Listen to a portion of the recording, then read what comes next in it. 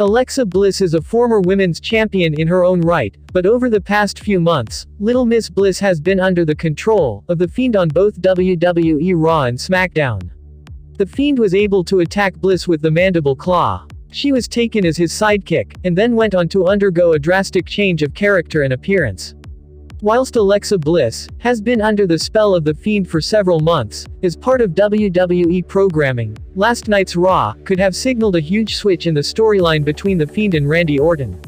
Bliss may have revealed several interesting potential swerves. The following list looks at just 5 potential things Alexa Bliss may have subtly revealed inside her playground last night on WWE Monday Night Raw.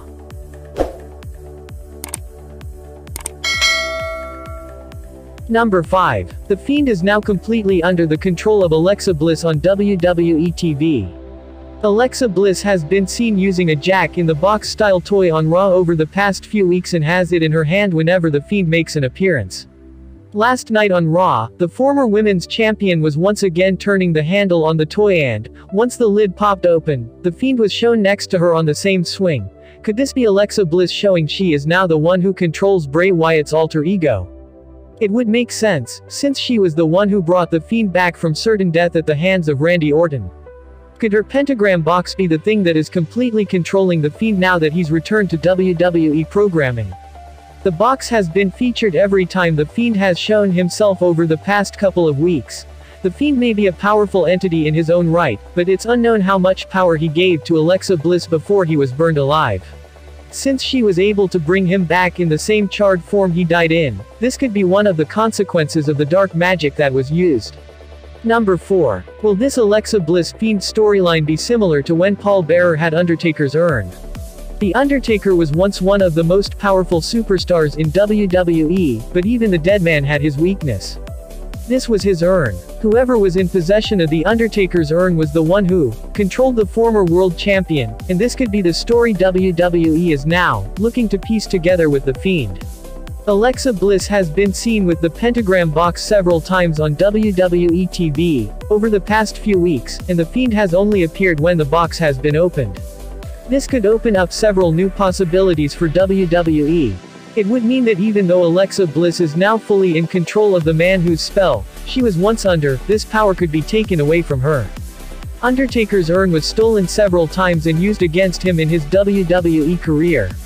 It's likely in the coming months the same thing could happen with The Fiend and Alexa Bliss, if it's decided this is the path that WWE wants to take with such an interesting character. Number 3. The Fiend cannot move without Alexa Bliss ordering him to do so. Alexa Bliss had a lot to say last night on WWE Raw, but it's the things that remained unspoken that are perhaps the most important. When Bliss finished her monologue, the camera pulled out and The Fiend was on the swing next to her. But he wasn't moving at all and almost looked as though he was in a catatonic state. Either this is a hint that The Fiend is in a lot of pain after coming back from the dead, which limits how much he can actually move, or it's more likely The Fiend isn't able to move without Bliss's direction. After all, Alexa Bliss was the one who brought The Fiend back. She directed him to attack Randy Orton midway through their match at WWE Fastlane, and has spent the last 3 months just getting stronger. What if The Fiend is now stuck in that catatonic state until he is needed by Alexa Bliss? At present, despite the way he looks, The Fiend could be the victim in this entire scenario. Number 2. Alexa Bliss is the one Randy Orton actually needs to stop on WWE Raw. Randy Orton has been targeted by The Fiend on WWE TV for several months. But after Orton was able to set The Fiend alight, he seemingly awoke something in Alexa Bliss that has allowed her to continue the feud. Bliss is now more powerful than ever, since she seems to have full control of The Fiend. She's also shown in recent weeks that she can control fire, the lighting rigs in WWE, and even Randy Orton, when it comes to him vomiting a black substance. The Fiend has been seen as the main threat in this feud for the past few months. But what if Alexa Bliss is actually the one that needs to be neutralized? The former WWE Women's Champion now seemingly has complete control of The Fiend, and could be the one ordering this storyline to continue. This means that no matter what Orton does to The Fiend, the feud will not be over until he's able to get rid of Alexa Bliss as well. Number 1. The Fiend is now trapped inside Alexa Bliss's playground on WWE Raw. It's strange how things come around. There was a time when Bray Wyatt was the one who was trapped by The Fiend inside the WWE Star's Firefly Funhouse. But now it seems The Fiend is the one who could be the prisoner. Last night on WWE Raw, The Fiend was shown inside Alexa Bliss's playground, something which was created after The Fiend was set on fire by Randy Orton, and the Firefly Funhouse was no more. Alexa Bliss was once trapped inside the Funhouse with Bray Wyatt. But it seems somehow she has now garnered enough power to not only escape the Funhouse but to be able to trap The Fiend inside her playground. There were several occasions where Bliss saw The Fiend in her playground before he made his return. But last night made it clear Bray Wyatt's alter ego is now potentially a prisoner of Bliss, and the balance of power in their relationship has shifted drastically. Number 3. A guaranteed high-quality match for Edge. While we don't doubt that Edge vs Roman Reigns would be a high-quality matchup, adding Daniel Bryan simply guarantees it. Last year's WrestleMania main events were a bit unique. On night 1, The Undertaker faced AJ Styles in a pre-taped cinematic match, which was a huge success. On the second night, Drew McIntyre defeated Brock Lesnar in a match that lasted less than 5 minutes. Drew McIntyre vs Bobby Lashley is expected to be an explosive main event for the first night, but it may not go on for very long.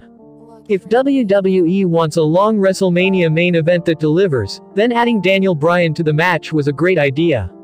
Bryan has performed on the highest level for a while now and will be heading into his second WrestleMania main event and fourth World Championship match since his debut at the Show of Shows. WWE likely wants this to be the match that's most talked about post-WrestleMania, and Daniel Bryan being involved as a winning formula. Number 2. Edge's long-term future in WWE. While Edge delivered a line saying that he isn't sure which match will be his last, WrestleMania 37 is unlikely to be it. That isn't what Edge is saying either, but the fact is that any match could indeed be his last. We're not sure who WWE plans to have him face going forward post-WrestleMania, but if he doesn't become the Universal Champion, then he will be expected to return by SummerSlam time or only in 2022. Edge seems to want to be more active, however, which means that he can finally face many modern-day top superstars. If Edge is to go forward, being a heel is the right direction and WWE knows this. It opens up a lot of different options for him down the line. It can also allow Edge to continuously help and elevate younger superstars. They don't necessarily have to beat him, nor does he have to go on a Dudley Boyz 2015-2016 run where he loses to everyone he faces. Number 1. Daniel Bryan's future compared to Edge. Before Edge, it was Daniel Bryan who miraculously recovered from his career-ending injury, and returned 2 years later in 2018. Bryan has been open about the fact that his career in wrestling is winding down, and that he will likely transition into a part-time role. The story of the match is that this could be Daniel Bryan's final WrestleMania. If so, it's hard to choose better opponents than Roman Reigns and Edge. We are not sure if Bryan will win, but many will now argue that he should win over Edge because it could be the final time he ever wins a world title. The same could be said about the Rated R superstar. But with Edge almost certain to have more WrestleMania appearances in the future, a heel turn is justified given Daniel Bryan's status as a babyface. Getting unfairly played out of the Universal title picture, and then getting assaulted by Edge made Daniel Bryan an even bigger babyface. It will be interesting to see if the fans cheer or boo Edge at WrestleMania 37. Oh, let me up with a bright smile on now. Put me in the dark, don't won't get lost now. To the moonlight, eyes you. Oh, let me up with a bright smile on now. Put me in the dark, don't won't get lost now. To the moonlight, eyes you.